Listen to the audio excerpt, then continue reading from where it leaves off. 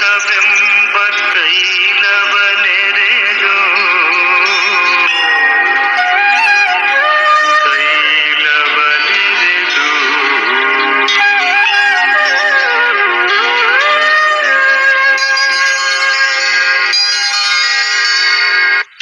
ಕಲ್ಯಾಣವೆಂಬ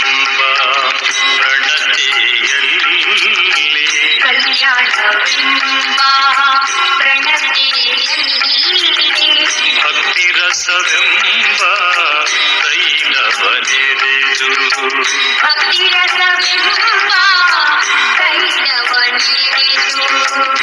ಕಲ್ಯಾಣವೆಂಬ ಪ್ರಣತೆಯಲ್ಲಿ ಭಕ್ತಿ ರಸವೆಂಬ. ಓಂ ಶ್ರೀ ಗುರು ಬಸವಲಿಂಗಾಯ ನಮಃ. ಸರ್ವರಿಗೂ ಶರಣ ಶರಣ. ಇವತ್ತು ವಿಶ್ವ ಯೋಗ ದಿನ, ಜೂನ್ 21, ಇಂಟರ್ನ್ಯಾಷನಲ್ ಯೋಗ ಡೇ, ಅಂತಾರಾಷ್ಟ್ರೀಯ ಯೋಗ ದಿನ ಅಂತ ಹೇಳಿ 2015ರಿಂದ ಆಚರಣೆ ಮಾಡ್ಕೊಂಡು ಬರ್ತಿದ್ದಾರೆ. ಆ ದೃಷ್ಟಿಯಿಂದ ಇವತ್ತು 10ನೇ ವಿಶ್ವ ಯೋಗ ದಿನ. ಎಲ್ಲದಕ್ಕೂ ಒಂದೊಂದು ದಿನಗಳು ಇಟ್ಕೊಂಡು ಅದರ ಬಗ್ಗೆ ಜಾಗೃತಿಯನ್ನು ಮೂಡಿಸುವಂತಹದ್ದು ವಿಶೇಷ ಕಾರ್ಯಕ್ರಮಗಳನ್ನ ಹಾಕಿಕೊಳ್ಳೋದನ್ನು ನಾವು ಕಾಣ್ತೀವಿ. ಜೂನ್ ತಿಂಗಳಲ್ಲಿ 2 ಅಗತ್ಯವಾದ ದಿನಗಳು ಇಡೀ ಜಗತ್ತಿಗೆ ಮತ್ತು ಎಲ್ಲರಿಗೂ ಬೇಕಾದದ್ದು. ಒಂದನೇದು ವಿಶ್ವ ಪರಿಸರ ದಿನ, ಜೂನ್ 5ನೇ ತಾರೀಕು ವಿಶ್ವ ಪರಿಸರ ದಿನ. 21 ವಿಶ್ವ ಯೋಗ ದಿನ. ಅದು ಯೋಗ 14ನೇ ತಾರೀಕು, ಜೂನ್ 14ನೇ ತಾರೀಕು ವಿಶ್ವ ರಕ್ತದಾನಿಗಳ ದಿನ. ಕರೆಕ್ಟಾಗಿ 8 ದಿವಸಕ್ಕೆ, ಅಂದ್ರೆ 14ರಿಂದ 21, ಅವೆರಡು ಒಳ್ಳೆ ಸಂಬಂಧ ಇಟ್ಕೊಂಡಂಗಿದಾವೆ. ಯೋಗ ಅನ್ನುವಂತಹದ್ದು ಭಾರತೀಯರು ಜಗತ್ತಿಗೆ ಕೊಟ್ಟಂತ ಬಹಳ ದೊಡ್ಡ ಕೊಡುಗೆ. ಈಗಲ್ಲ, ಸುಮಾರು 15, 20, 25 ಸಾವಿರ ವರ್ಷಗಳ ಹಿಂದೆನೆ ಯೋಗ ಅನ್ನುವ ಶಬ್ದ ಬಳಸ್ತಾ ಇದ್ರು. ಬೇರೆ ಬೇರೆ ಅರ್ಥಗಳಲ್ಲಿ ಯೋಗ ಅಂತ ಶಬ್ದ ಬಳಸ್ತಿದ್ರು. ಸುಯೋಗ, ಈ ಯೋಗ ಅನ್ನೋ ಶಬ್ದವನ್ನು ಅದೃಷ್ಟ ಅನ್ನೋ ಅರ್ಥದಲ್ಲೂ ಬಳಸ್ತಾರೆ. ಒಂದು ಯೋಗ ಬಹಳ ಚೆನ್ನಾಗಿದೆ ಅಂತ ಹೇಳಿ. ಅಂದ್ರೆ ಏನಂಗಂದ್ರೆ ಯೋಗ ಅಂದ್ರೆ, ಯೋಗ ಅನ್ನುವಂತಹ ಶಬ್ದ ನಿಮ್ಮೆಲ್ಲರಿಗೂ ರೂಢಿಯಾಗಿದೆ. ಯುಜ್ ಅನ್ನುವ ಧಾತುವಿನಿಂದ ಬಂದಿದೆ. ಯುಜ್ ಅಂದ್ರೆ ಕೂಡೋದು ಅಂತ ಅರ್ಥ, ಕೂಡಿಸೋದು. ಇಲ್ಲಿ ಪರಮಾತ್ಮ ಮತ್ತು ಜೀವಾತ್ಮರ ಕೂಟ, ಅದೇ ಯೋಗ ಭಾರತೀಯರ ಪ್ರಕಾರ. ಯಾವುದೇ ಧರ್ಮ ಇರಲಿ, ಭಾರತ ದೇಶದಲ್ಲಿ ಹುಟ್ಟಿದ್ದಾದ್ರೆ ಹೆಸರು ಬೇರೆ ಬೇರೆ ಇರಬಹುದು, ಅದರ ಅಂತಿಮ ಗುರಿ ಸಮರಸ. ಆ ದೃಷ್ಟಿಯಿಂದ ಯೋಗ ಅನ್ನುವಂಥದ್ದು ಮನುಷ್ಯನನ್ನ ಉನ್ನತ ಗುರಿಯ ಕಡೆಗೆ ಕರ್ಕೊಂಡು ಹೋಗ್ತಕ್ಕಂಥದ್ದು. ಅಂತಹ ಒಂದು ಅವಕಾಶ, ಒಂದು ಪಥ, ಒಂದು ದಾರಿಯನ್ನ ಹುಟ್ಟು ಹಾಕಿದ್ದಾರೆ ಭಾರತೀಯರು. ಅದರಲ್ಲೂ ಅನೇಕ ಪದ್ಧತಿಗಳಿದ್ದಾವೆ. ಯೋಗದಲ್ಲಿ ಅನೇಕ ಪದ್ಧತಿಗಳು. ಮತ್ತು ಏನ್ ತಪ್ಪು ಮಾಡ್ತಿದ್ರು ಅಂದ್ರೆ, ಮೊದಲು ಬ್ರಿಟಿಷರು ಬರಕ್ ಮುಂಚೆ ನಮ್ಮ ಯೋಗವೇ ಶ್ರೇಷ್ಠ, ನಮ್ಮ ಮಾರ್ಗವೇ ಶ್ರೇಷ್ಠ, ಇನ್ನೊಂದು ಮಾರ್ಗವನ್ನು ಕೀಳಾಗಿ ಕಾಣೋದು ಮತ್ತು ಸಂಘರ್ಷಕ್ಕೆ ಇಳಿಯೋದನ್ನು ಮಾಡ್ತಿದ್ರು. ಬ್ರಿಟಿಷರು ಬಂದು ಇಬ್ರಿಗೂ ಸರಿಯಾಗಿ ಕೊಟ್ಟರು ಅದೇ. ಆವಾಗ ಇಲ್ಲ, ನಾವು ಒಂದಾಗಬೇಕು ಅಂತ ಹೇಳಿ ಒಗ್ಗಟ್ಟು ಬಂತು. ಅದೇ ವೇಳೆಗೆ ಗಾಂಧೀಜಿ ಬಂದು ಈ ಧರ್ಮಗಳ ನಡುವೆ, ಪೂಜಾ ಪದ್ಧತಿಗಳ ನಡುವೆ, ಯೋಗ ಮಾರ್ಗಗಳ ನಡುವೆ ಭಿನ್ನಾಭಿಪ್ರಾಯಗಳಿರಬಾರ್ದು, ಇದ್ರೂ ಕೂಡ ಅದನ್ನು ಮರೆತು ಒಂದಾಗಿ ಬದುಕಬೇಕು. ಯಾಕೆ ಅಂದ್ರೆ ಎಲ್ಲರ ಉದ್ದೇಶ ಒಂದೇ ಇದೆ. ಆದ್ರಿಂದ ಭೇದ ಮಾಡಬೇಡಿ ಅಂತ ಹೇಳಿ ಅವರು ಕ್ರಿಶ್ಚಿಯನ್ರಲ್ಲಿರುವಂತಹ ಪ್ರಾರ್ಥನಾ ಪದ್ಧತಿ, ಗಾಂಧೀಜಿ ಪ್ರಾರ್ಥನಾ ಯೋಗ ಅಂತಾನೆ ಹೇಳ್ಬೋದು. ಗಾಂಧೀಜಿಯವರು ವಾಕಿಂಗ್ ಮಾಡ್ತಿದ್ರು, ಹೆಚ್ಚು ದಿವಸ ಏನು ಯೋಗಾಸನಗಳನ್ನ ಮಾಡ್ತಿರ್ಲಿಲ್ಲ. ಆದ್ರೆ ಯೋಗದ ಬಗ್ಗೆ ತುಂಬಾ ಆಸಕ್ತಿ ಇತ್ತು. ಪರಮಹಂಸ ಯೋಗಾನಂದರು ಗಾಂಧೀಜಿಯವರ ಆಶ್ರಮಕ್ಕೆ ಹೋದಾಗ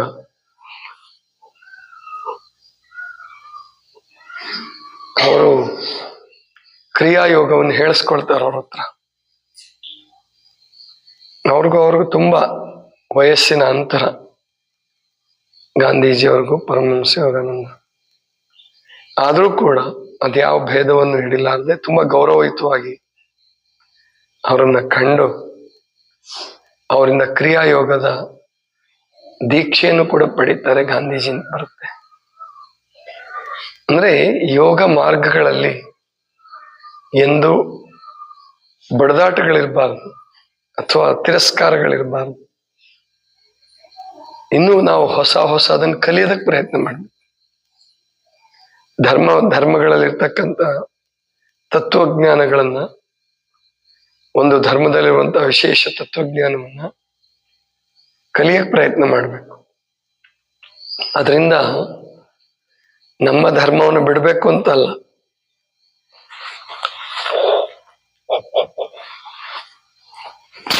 ನಮ್ಮ ಧರ್ಮವನ್ನು ಇನ್ನೂ ಗಟ್ಟಿಗೊಳಿಸ್ಕೋಬಹುದು. ಅದನ್ನ ಗಾಂಧೀಜಿ ಹೇಳ್ಕೊಟ್ರು.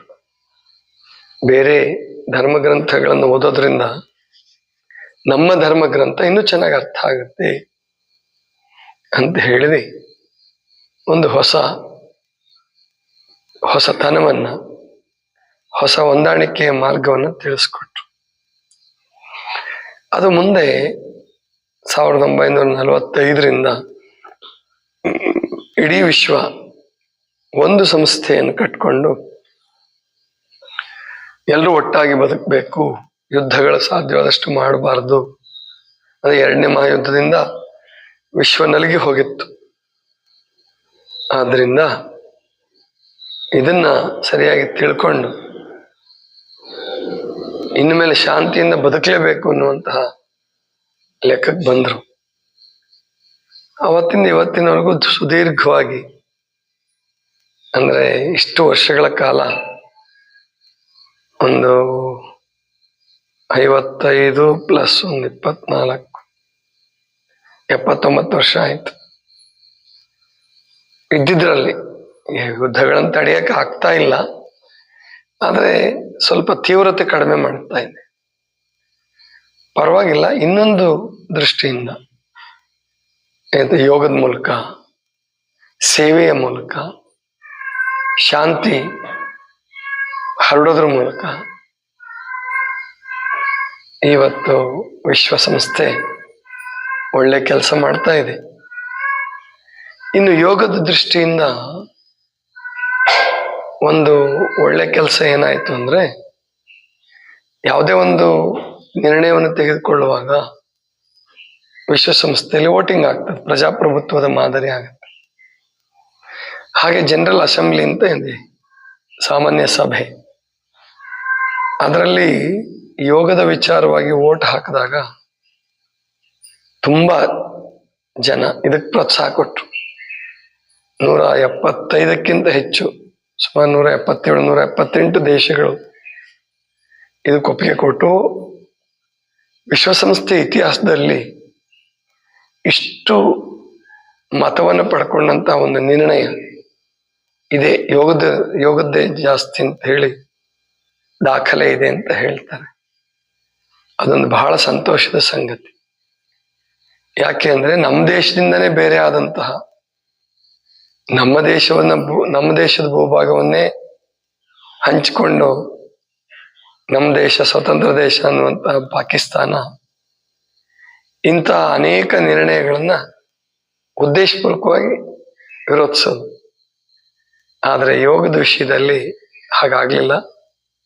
ಅನೇಕ ಮುಸಲ್ಮಾನ್ ದೇಶಗಳು ಈ ನಿರ್ಣಯವನ್ನ ಸಮರ್ಥಿಸಿದವು. ಈಗಲೂ ಅನೇಕ ಮುಸಲ್ಮಾನ್ ದೇಶಗಳು, 100 ಅಥವಾ 10 ಮುಸಲ್ಮಾನ್ ದೇಶಗಳು ಯೋಗ ಪದ್ಧತಿಯನ್ನು ಆಚರಣೆ ಮಾಡ್ತವೆ, ವಿಶ್ವ ಯೋಗ ದಿನವನ್ನು ಆಚರಣೆ ಮಾಡ್ತವೆ, ಶುಭ ಸಂದೇಶವನ್ನ ವಿನಿಮಯ ಮಾಡಿಕೊಳ್ತವೆ.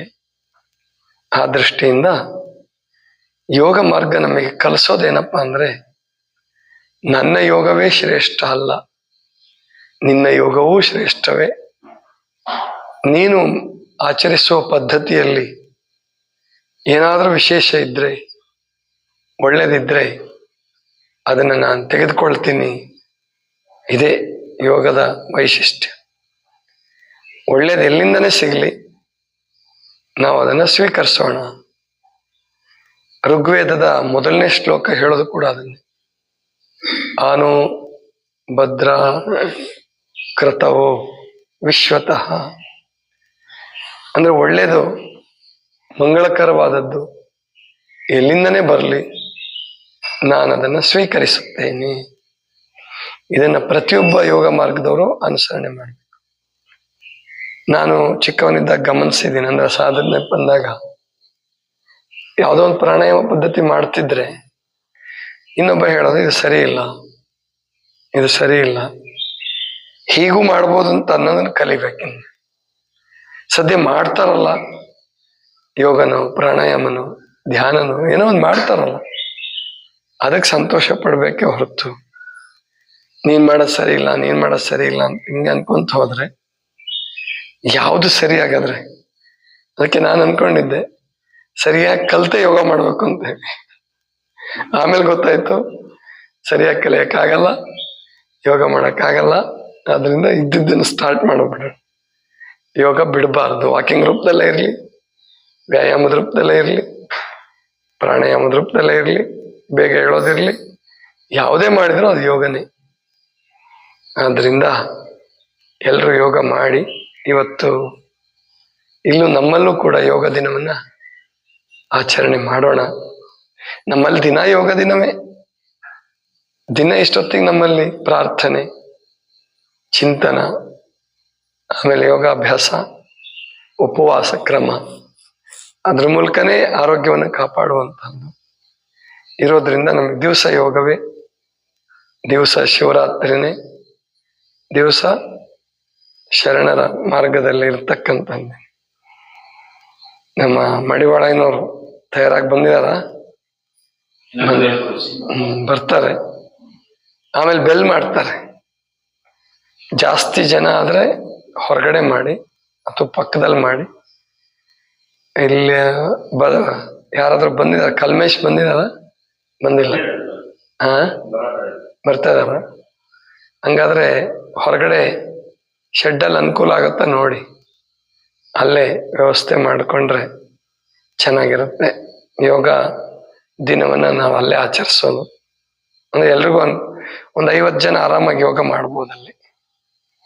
ಅದನ್ನ ಆ ಗಾಡಿಗಳನ್ನ, ಕಾರನ್ನು ಹೊರಗಡೆ ತೆಗೆದು ನಿಲ್ಲಿಸಿ ಅದನ್ನೇ ರೆಡಿ ಮಾಡ್ಕೊಳ್ಳಿ, ಅಲ್ಲೇ ಯೋಗ ಮಾಡೋದಕ್ಕೆ ಪ್ರಯತ್ನ ಮಾಡಿ ಅಂತ ತಿಳ್ಕೊಂಡು ಹೇಳ್ತಾ, ಎಲ್ಲರಿಗೂ ಯೋಗ ದಿನದ ಶುಭಾಶಯಗಳನ್ನು ಹೇಳ್ತಾ, ಇವತ್ತು ರಾಷ್ಟ್ರಮಟ್ಟದ ಯೋಗ ದಿನವನ್ನ ನಮ್ಮ ಪ್ರಧಾನಮಂತ್ರಿಗಳು ಕಾಶ್ಮೀರದ ರಾಜಧಾನಿ ಶ್ರೀನಗರದಲ್ಲಿ ಆಚರಣೆ ಮಾಡ್ತಾರೆ. ಅದು ಬಹಳ ಸಂತೋಷದ ಸಂಗತಿ. ಅಂದ್ರೆ ಭಾರತದ ಕಿರೀಟ ಅಂತ ಕರೀತಾರೆ ಅದನ್ನ, ಕಾಶ್ಮೀರವನ್ನ. ಆ ದೃಷ್ಟಿಯಿಂದ ಅಲ್ಲಿ ಯೋಗ ದಿನ ಇದೆ. ಅವ್ರ ಜೊತೆಗೆ ಎಲ್ಲರೂ ಸೇರ್ಕೊಂಡು ಯೋಗ ದಿನವನ್ನು ಆಚರಣೆ ಮಾಡೋಣ. ಇದಿಷ್ಟು ಇವತ್ತಿನ ಚಿಂತನ. ಸರ್ವರಿಗೂ ಶರಣು ಶರಣ.